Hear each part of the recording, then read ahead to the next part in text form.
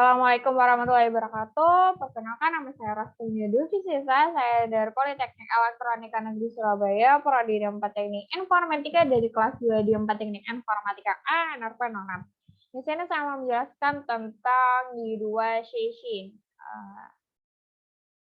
Topiknya di sini ada 5. Yang pertama adalah penjelasan tentang phishing, penjelasan tentang data phishing, penjelasan tentang fragment phishing, terus ada page phishing, yang terakhir ada HTTP phishing. Apa itu phishing sendiri?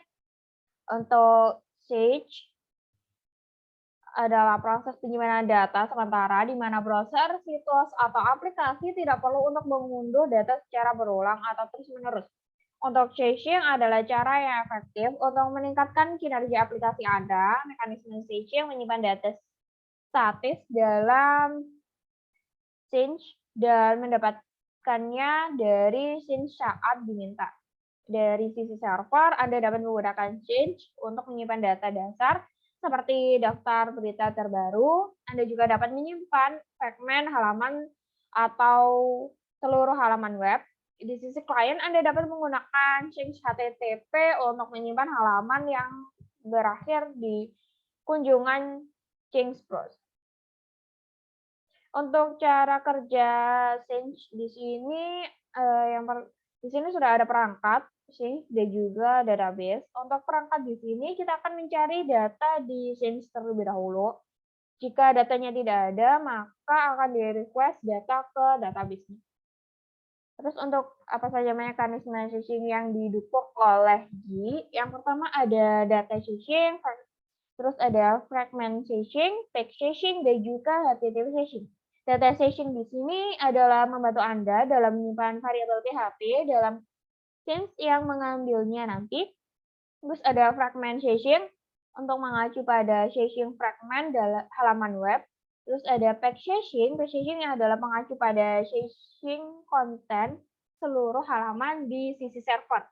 Untuk HTTP phishing digunakan pada aplikasi web agar dapat mengeksploitasi phishing sisi klien untuk menghemat waktu dalam menghasilkan dan mentransmisikan konten halaman yang sama.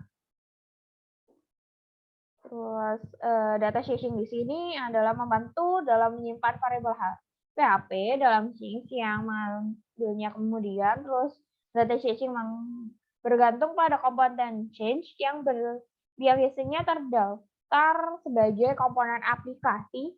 Untuk mengakses komponen aplikasi, Anda dapat memanggil dengan $apps lalu ke change. Untuk mendukung menyimpan data change berikut, di sini ada change data change, app change, file change, dan juga main change. Untuk data changing di sini, semua komponen change mendukung API. Untuk API-nya adalah get, add, set, multi-get, multi-set, post. Untuk get di sini adalah mengambil nilai dari change dengan kunci tertentu. Add adalah menyimpan nilai data yang diidentifikasi oleh key dalam change jika key tidak ditemukan dalam change.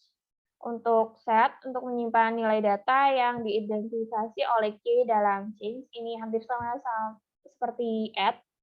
Terus ada multi-get, mengambil beberapa nilai dari change dengan key yang ditentukan. Terus ada multi-set, menyimpan beberapa item data dalam change. Setiap item diidentifikasi dengan kunci.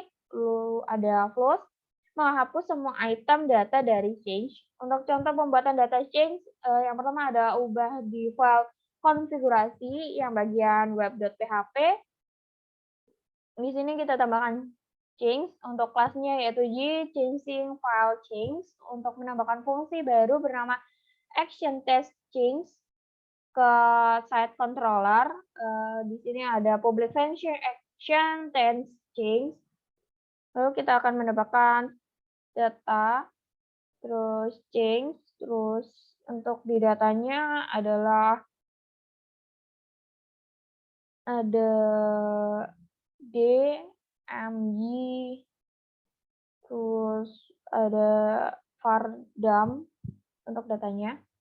Lalu ada yang ketiga, kita bisa buka localhost-nya untuk routernya yaitu set test change.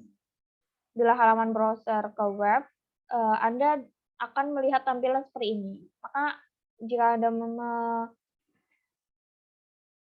ngeklik link ini di localhost, maka tampilannya akan seperti ini. Terus jika Anda memuat ulang halaman, Anda akan melihat tanggalnya tidak berubah.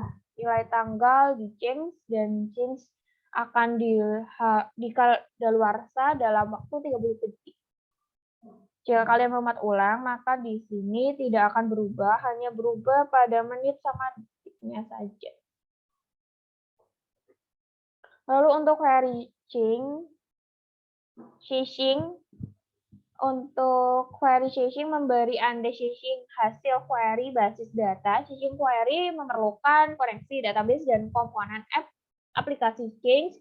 Berikut ini untuk contoh makanya. Yang pertama ada add a new method challenge action query chasing to the site controller. Di sini untuk public function action query chasing-nya ada durasinya 10, terus ada vardam user. Untuk new my user ada name, email, terus kita save. Yang kedua, kalian bisa pergi ke localhost-nya, yaitu query chasing and reload the page, maka akan muncul tampilan seperti ini. Saat membuka halaman, yang pertama kalian menyimpan query database dan menampilkan semua jumlah pengguna.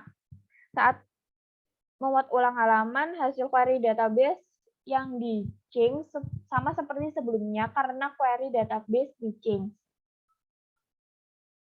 Anda dapat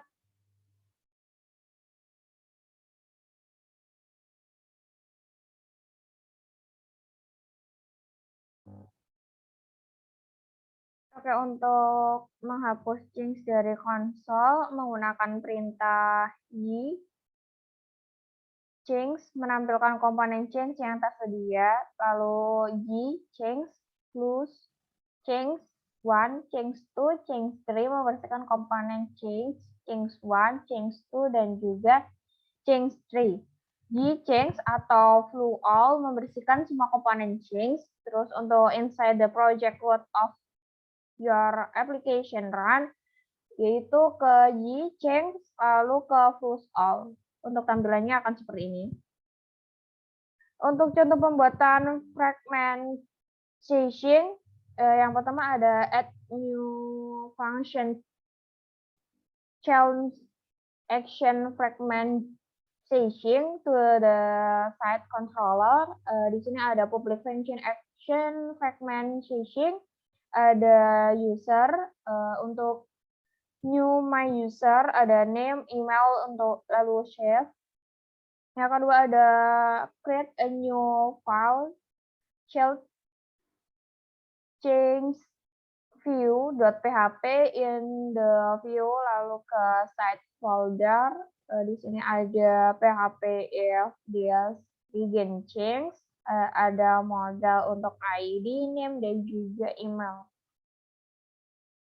Lalu kalian bisa pergi ke halaman website localhost atau klik link ini, localhost index php. Lalu untuk reload the page, lalu following will the output akan muncul untuk outputnya. Untuk contoh pembuatan page chasing, yang pertama ada modify the behavior function of the site controller. Ada public function behavior, di sini ada access, ada class only, lalu role. Untuk kelasnya adalah access control class name. Ada action, allow, rules, ada fibersnya yaitu action, terus ada class, ada logoutnya juga. Untuk kelasnya di sini ada y filter page change. Lalu kalian bisa buka localhost-nya, kemudian ubah pesan selamat dari file tampilan indeks. Jika Anda membuat ulang halaman, Anda tidak akan melihat perubahan apapun karena halaman tersebut di-change. Tunggu sebentar dan buat ulang halaman, maka tampilannya akan seperti ini. Congratulations, you have successfully created your WePowered application.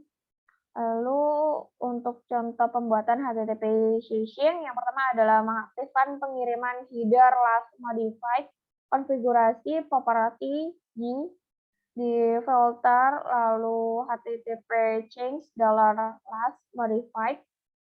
Di sini ada public function behavior-nya, ada kelasnya yaitu filter HTTP change, ada only index last modified. Yang kedua adalah mengaktifkan pengiriman header attack, konfigurasi properti filter HTTP change $attack set. Di public function behavior-nya, kelasnya di sini adalah filter HTTP change, sama seperti yang tadi, cuma di user ini kita akan ke $this, terus feed model, apps request get. Untuk yang ID, untuk peraturan serialnya yaitu user ke name, terus user emailnya. Oke, untuk video tugas ini kalian bisa lihat di video selanjutnya. Kurang lebihnya mohon maaf. Wassalamualaikum warahmatullahi wabarakatuh.